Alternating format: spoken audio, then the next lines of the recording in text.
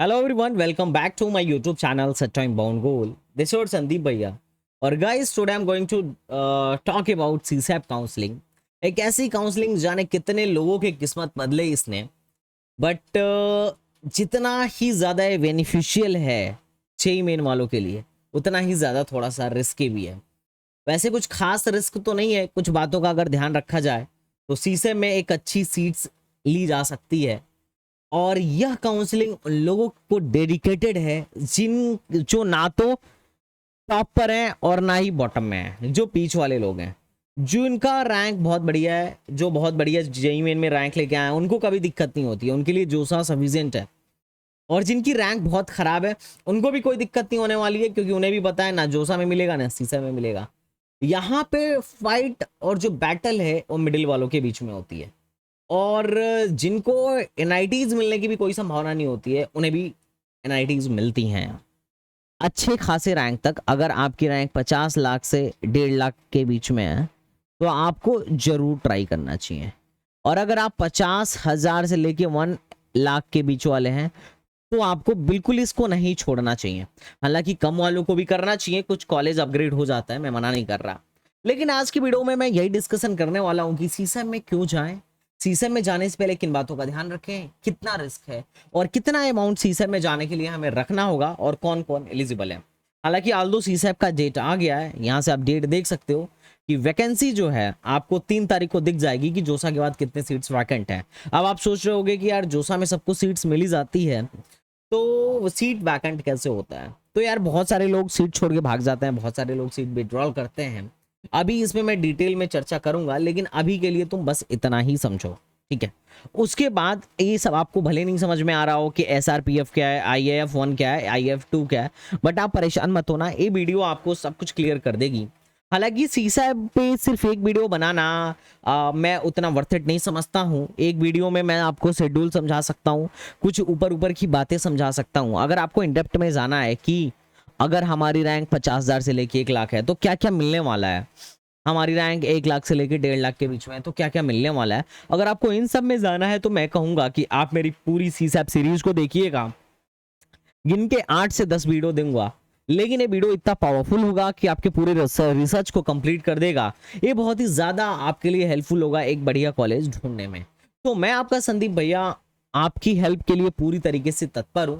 बस आपको क्या करना है, कुछ नहीं करना है, अपने रिसर्च को जारी रखना है ताकि एक बढ़िया कॉलेज ढूंढ पाए। कभी भी विदाउट रिसर्च सीसैप में नहीं बैठना चाहिए, वरना आपके पैसे चले जाते हैं। अभी मैं बताऊंगा टोटल कितना खर्चा आएगा सीसैप में और कौन कौन एलिजिबल भी हैं, तो सारी बातें होंगी। तो चलिए शुरू करते हैं आज का अपना टॉपिक। तो पहली बात कर लेते हैं कि सीसैप से जो जुड़े इंपॉर्टेंट सवाल हैं उसके बारे में। तो पहला पॉइंट ये है कि भैया एलिजिबल कौन है सीसैप राउंड के लिए। तो सीसैप राउंड में वो हर एक बंदा एलिजिबल है, जैसे इन्होंने 8-9 टाइप दे रखा है कि कौन कौन एलिजिबल है। तो वो बंदा एलिजिबल है जो जोसा में नहीं बैठा था। अगर आप नया सीसैप में डायरेक्ट बैठना चाहें तो भी बैठ सकते हो। वो बच्चा भी एलिजिबल है जो जोसा में बैठा तो था पर कोई सीट नहीं मिली थी। वो बच्चा भी एलिजिबल है जिसको सीट मिली थी बट कैंसिल हो गई क्योंकि उसने सीट एक्सेप्टेंस फीस नहीं दी। वो बच्चा भी एलिजिबल है जो जोसा छोड़ के भाग गया। वो बच्चा भी एलिजिबल है कैंडिडेट हुआ participate in JoSAA and has been allotted of seat any IIT and later. और वो बच्चा भी एलिजिबल है जिसको जो एडमिशन कर चुका है और पार्शियल एडमिशन फीस भी दे चुका है। मतलब सीट पहले उसको सीट अलॉट हुआ होगा तो सीट एक्सेप्टेंस फीस दिया होगा और उसके बाद उसने पार्शियल एक्सेप्टेंस फीस देके अपनी एक सीट बुक कर लिया। अगर किसी ने बुक कर लिया है तो वो भी एलिजिबल है।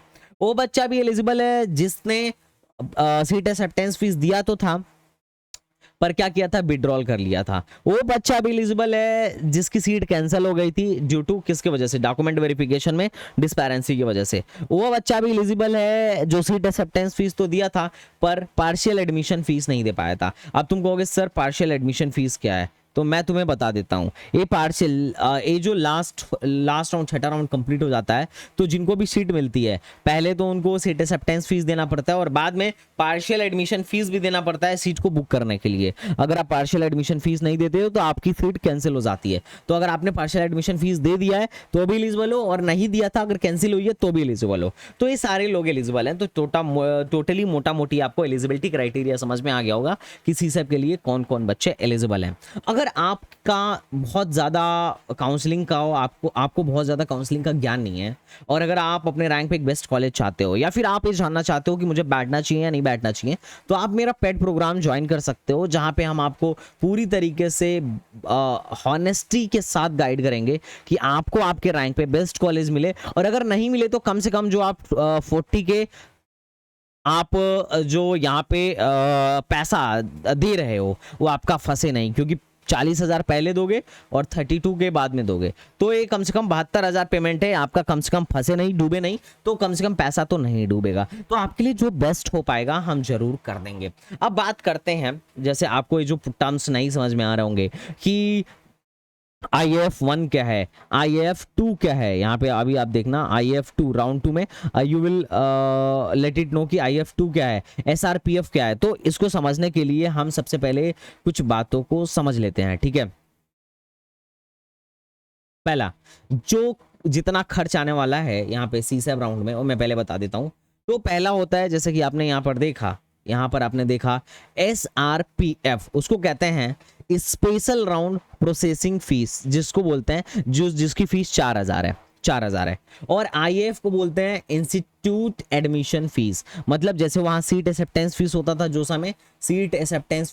जोसा में, वैसे ही यहाँ पे IAF1 है, और ये जो फीस होता है लगभग 40 के होता है। तो जो पहली बार क्या कर रहे हैं, CSAB में बैठ रहे हैं, या जोसा में जो लोग बैठे थे और उनको कोई सीट नहीं मिला है, और अगर उन्होंने सीट एक्सेप्टेंस फीस नहीं जमा किया है मोटा मोटी, तो उनको स्पेशल राउंड इनरोलमेंट फीस देना पड़ेगा, जो टोटल 44,000 पड़ेगा, जिसमें से 4,000 क्या है, SRPF है, स्पेशल राउंड प्रोसेसिंग फीस, और प्लस 40,000 क्या है, इंस्टीट्यूट एडमिशन फीस है। और अगर आप SC ST हैं तो 4,000 SRPF है, और 20,000 आपका क्या है, इंस्टीट्यूट एडमिशन फीस 1 है। ये ध्यान रखिएगा, तो ये आपको देना पड़ेगा। अच्छा, अगर मान लो आप जोसा में कोई सीट ले लिए थे और सीट एक्सेप्टेंस फीस जमा कर दिए थे, तो आपको सिर्फ 4,000 देना है, बाकी पैसे नहीं देने हैं, ये ध्यान रखना। अगर आपने सीट एक्सेप्टेंस फीस पहले ही पे कर रखा है तो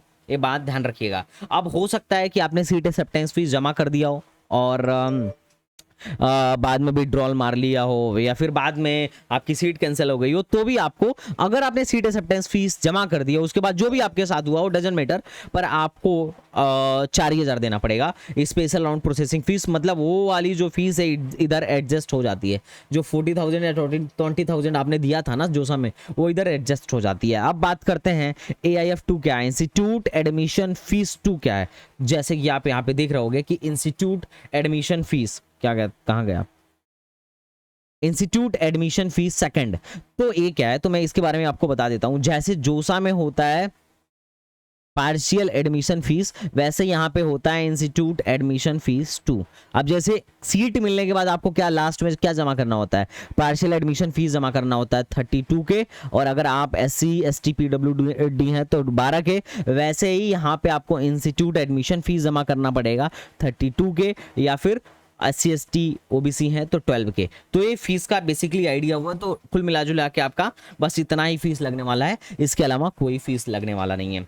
अब एक और बात, मैं अभी सब कुछ एक्सप्लेन करूंगा 1 बाय 1। अगर आप मेरी वीडियो को देख रहे हो ना, तो 100% गारंटी है कि इसके बाद किसी और वीडियो को देखने की जरूरत नहीं पड़ेगी। अब देखो, अब बात करते हैं कि कैटेगरी का रिजर्वेशन रिस्टोरेशन क्या है।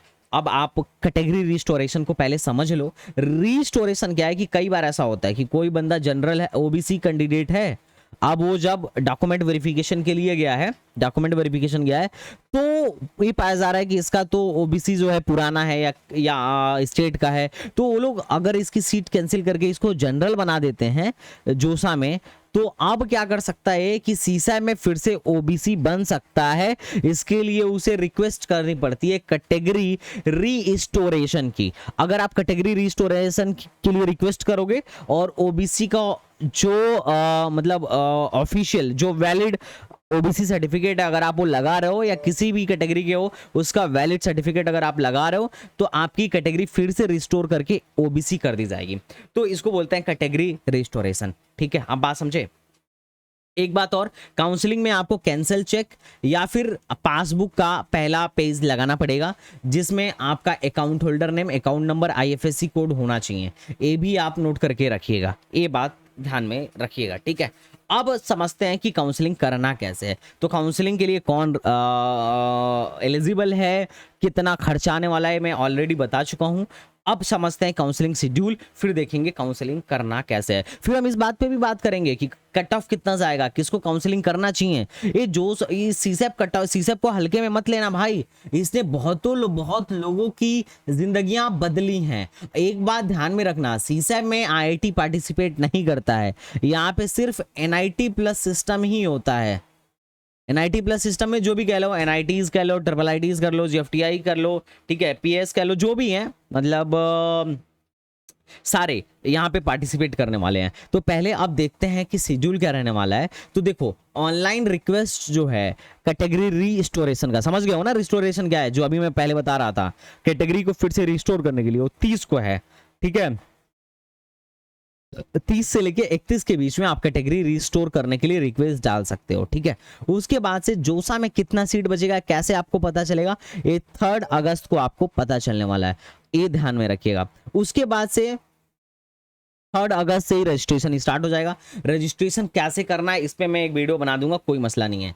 अब IAF मतलब इंस्टीट्यूट एडमिशन फीस और SRPF spot round processing fees आपको पहले ही जमा करना पड़ेगा, चाहे आपको सीट मिले या ना मिले।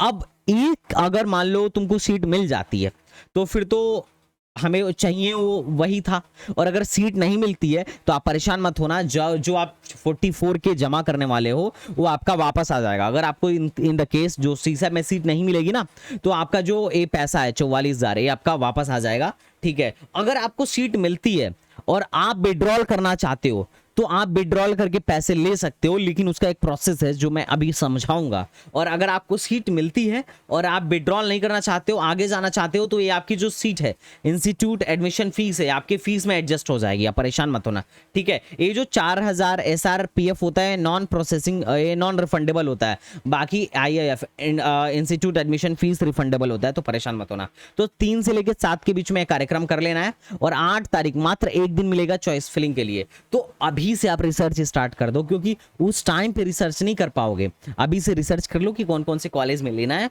और कैसे लेना है। इस बात का वेट मत करो कि हम वैकेंसी आएगी तब चॉइस फिलिंग बनाएंगे, नहीं, चॉइस फिलिंग अभी से बनाना स्टार्ट कर दो। और अगर तुम्हें एक परफेक्ट चॉइस फिलिंग चाहिए हमसे डिस्कस करके, तो आओ हम तुम्हें देंगे, हम तुमसे डिस्कस करेंगे, तुम्हारे लोकेशन, तुम्हारे इकोनॉमिकल कंडीशन और तुम्हारे ब्रांच ऑफ इंटरेस्ट के आधार पर एक हम परफेक्ट चॉइस बनाएंगे और हम वो तुम्हें प्रोवाइड करेंगे, वही भरना।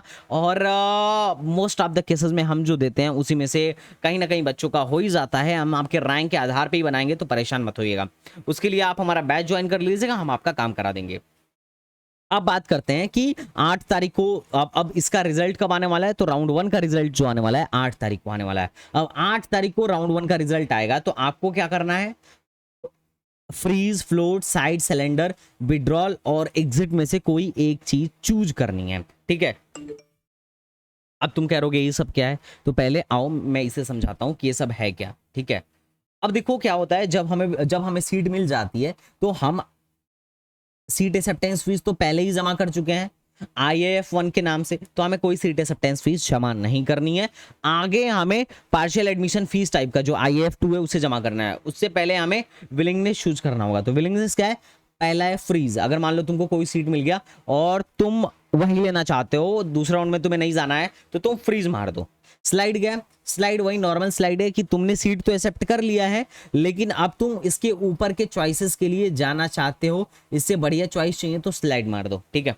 अब स्लाइड तभी अच्छे से काम करेगा जब आपकी चॉइस फिलिंग अच्छी हो। अगर चॉइस फिलिंग खराब है तो तुम्हारा किस्मत डूबा समझो, ठीक है। तीसरा फ्लोट, फ्लोट का मतलब होता है, सॉरी स्लाइड, स्लाइड का मतलब ये होता है, फ्लोट का मतलब ये होता है कि मैं बता रहा हूँ स्लाइड का मतलब क्या होता है। जैसे मान लो कोई इंस्टीट्यूशन तुम्हें मिल गया, मान लो मुझे मिल गया NIT जयपुर या MNIT इलाहाबाद, मान लो मुझे NIT इलाहाबाद में मिल जाता है इलेक्ट्रिकल, तो अब मैं सिर्फ और सिर्फ NIT इलाहाबाद को लेके स्ट्रिक्ट रहना चाहता हूं। मैं चाहता हूं कि अब अगले राउंड में अगर कोई सीट मिले तो NIT इलाहाबाद का ही मिले। अब इलेक्ट्रिकल के ऊपर मान लो मैंने डाला है इसी और मैंने डाल दिया है IT और मैंने डाल दिया है CSE।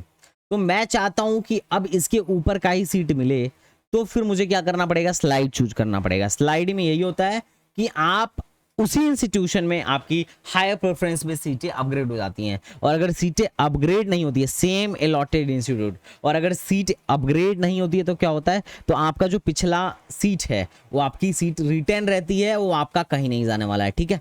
अब फ्लोट का बात कर रहा हूं, फ्लोट जो मैं पहले बता दिया था होता, मतलब आपको अगर मान लो 17 नंबर की चॉइस मिली हुई है, तो 17 नंबर से ऊपर जितनी भी चॉइसेस हैं अगर आप उन्हें चाहते हो तो आप फ्लोट करो। अगर अगले राउंड में ऊपर की चॉइस मिलती है तो ये वाला कैंसिल हो जाएगा और उसे अलॉट कर दिया जाएगा, और अगर ऊपर वाली चॉइस नहीं मिलती है तो आपका 17 नंबर वाला रिटेन रहेगा, बरकरार रखा जाएगा, ठीक है। अब सरेंडर क्या होता है, सरेंडर मतलब होता है candidate reject the allotted seat. मान लो तुम्हें सीसैप के राउंड 1 में कोई सीट मिला, तुमने उसे क्या कर दिया, रिजेक्ट कर दिया, बट तुम चाहते हो कि तुम स्पेशल राउंड 2 में पार्टिसिपेट करो, तो सीट अलॉटेड इन जोसा 2023 और सीसैप 2023 special round 1 will be cancelled, ठीक है।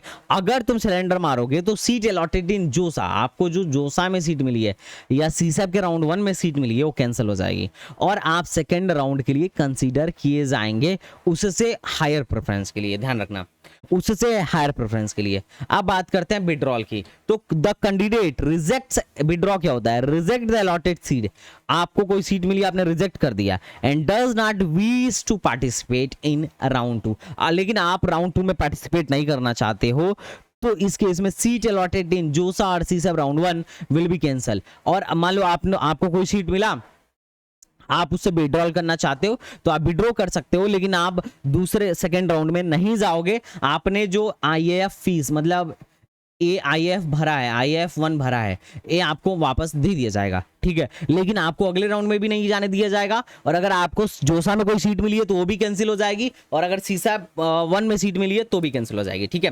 तो ये ध्यान रखना, विलिंगनेस ऑप्शन सरेंडर और withdrawal can be exercised only before the payment institute admission fees.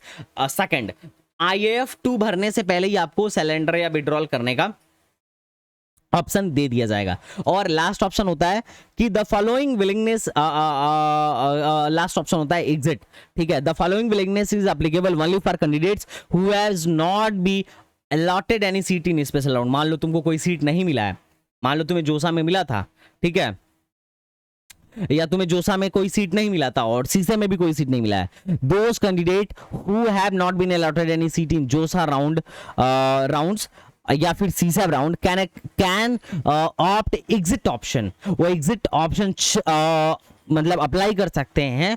और अगर जैसे ही आप एग्जिट ऑप्शन करोगे तो this implies that candidate is not willing to participate in special round 2। मतलब आपने क्या किया कि एग्जिट ऑप्शन जैसे ही मान लो आपने आप अगर एग्जिट चाहते हो, आप चाहते हो कि आपका जो इंस्टीट्यूट एडमिशन फीस था वापस कर दिया जाए, अब आपको आगे किसी राउंड में नहीं जाना है तो आप एग्जिट मार लो और उस केस में आपका फीस वापस मिल जाएगा।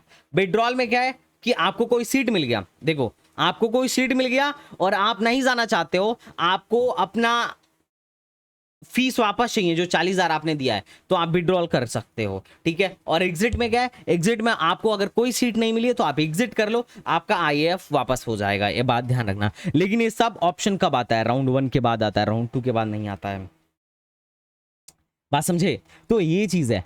उसके बाद आपको ये करने के बाद अब freeze, float, slide, surrender. Surrender में क्या था, surrender allotted seat and participate in next round. Withdrawal में क्या था कि आप सिलेंडर तो कर दे रहे हो लेकिन अगले राउंड में नहीं जाना चाहते हो। और एग्जिट में क्या था, इन तीनों में फर्क क्या है, एग्जिट में सीट आपको कोई अलॉट नहीं हुई और आप बाहर भागना चाहते हो इस सीसैप राउंड से, तो एग्जिट मारो, आपका जो इंस्टीट्यूट एडमिशन फीस है वापस कर दिया जाएगा। उसके बाद ये सब होने के बाद से आपको ऑनलाइन रिपोर्टिंग करनी पड़ती है। ऑनलाइन रिपोर्टिंग में आपको पेमेंट करना पड़ेगा इंस्टीट्यूट एडमिशन फीस सेकंड का, कितना, वही जो 32,000 में बता रहा था। जैसे पार्शियल एडमिशन फीस होता है वैसे ही सीसैप में इंस्टीट्यूट एडमिशन फीस सेकंड होता है। उसके बाद आपको सारे डॉक्यूमेंट्स अपलोड करने हैं और उसके बाद लास्ट डेट ये सिलेंडर और विड्रॉल और एग्जिट का 12 को लास्ट डेट है, यही सब है।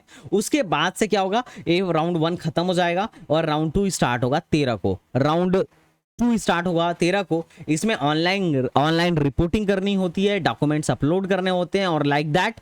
और इसमें मतलब सबके अलॉटमेंट रिजल्ट जो है सीसैप का 13 में ही स्टार्ट हो, मतलब 13 को आ जाता है। राउंड 2 का जो अलॉटमेंट रिजल्ट है वो 13 को आने वाला है। और उसके बाद फिर से आपको जिनको पहली बार मिल रहा है उनको वही ऑनलाइन रिपोर्टिंग करके इंस्टीट्यूट एडमिशन फीस सेकंड देना पड़ेगा, और जो पहले से दे चुके हैं उनको कुछ भी नहीं देना है। और फिर आपको फाइनली फिजिकल रिपोर्टिंग के लिए जाना है। एक टेंटेटिव है 14 से लेके 21 के बीच में आपको फिजिकल रिपोर्टिंग करना है।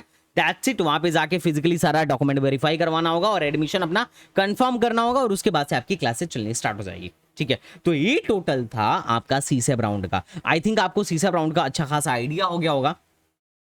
तो अब बात करते हैं कि भैया मान लो अगर मुझे डुबवाने ना हो तो क्या करना चाहिए। तो बस आपको रूल के अकॉर्डिंग काम करना चाहिए। पहली बात, रूल को फॉलो करके काम करोगे तो पैसा कभी नहीं डूबेगा। तीसरा, चॉइस फिलिंग बहुत ही परफेक्ट होना चाहिए। आपका जो रिसर्च है बहुत ही परफेक्ट होना चाहिए। अब थोड़ा सा कट ऑफ के बारे में आइडिया दे देते हैं। तो देखो यहाँ पे आईआईटीज नहीं होती हैं, सिर्फ एनआईटीज, ट्रिपल आईटीज और जेएफटीआईज ही होने वाली हैं। तो आपको एक बात मैं क्लियर बता देता हूं कि अभी आपने देखा कि जोसा में कट ऑफ घटा, क्यों? क्योंकि 75% का क्राइटेरिया लग गया।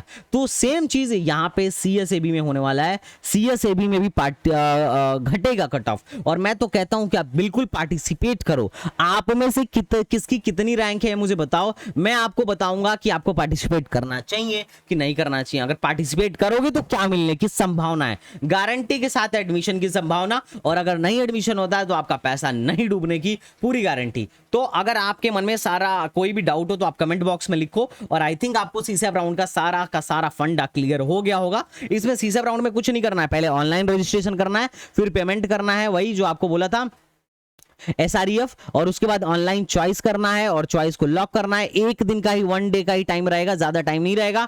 तो चॉइस प्रेफरेंस आप पहले से बना के रखो। उसके पास अलॉटमेंट, स्पेशल राउंड 1 का पहले अलॉटमेंट होगा, फिर उसके बाद विलिंगनेस चूज करना होगा, फिर डॉक्यूमेंट अपलोड करना होगा, फिर आईएएफ सेकंड देना, आईएएफ सेकंड सबमिट करना होगा। उसके बाद ऑनलाइन आपका रिपोर्टिंग होगा और डॉक्यूमेंट वेरिफिकेशन होगा। स्पेशल राउंड सेकंड में कुछ नहीं, सीट अलॉटमेंट आपका डायरेक्ट आएगा। इसमें आपको रजिस्ट्रेशन या चॉइस फिलिंग का ऑप्शन नहीं मिलेगा।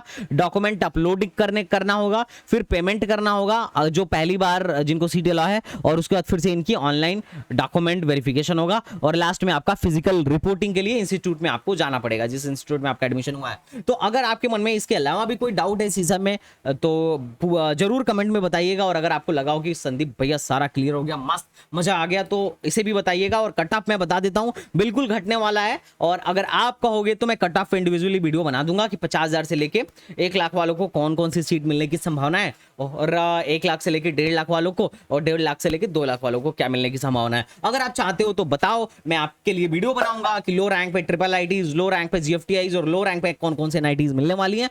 और चलो फिर मिलते हैं नेक्स्ट वीडियो में, तब तक के लिए बाय बाय, टाटा एंड जय हिंद।